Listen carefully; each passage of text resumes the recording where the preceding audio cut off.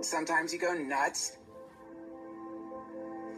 Something happened, the operating system temporarily crashed. And quite often, I think that could be a very good thing.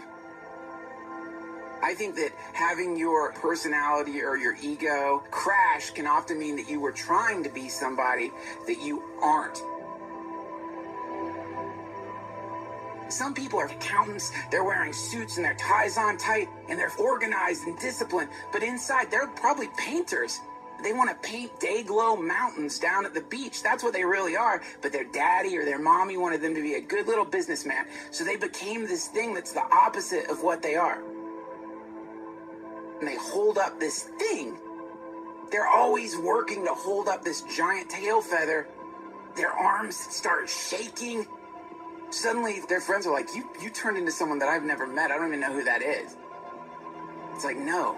You met them. You met underneath the tail feather, the seething sea of anger and disappointment and sadness.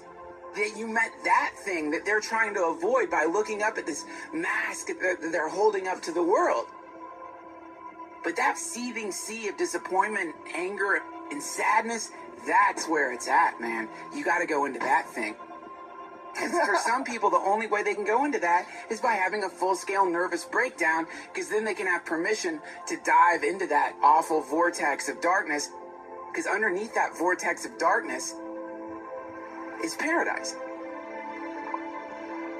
Underneath that, that's love and happiness and joy and connection and tranquility.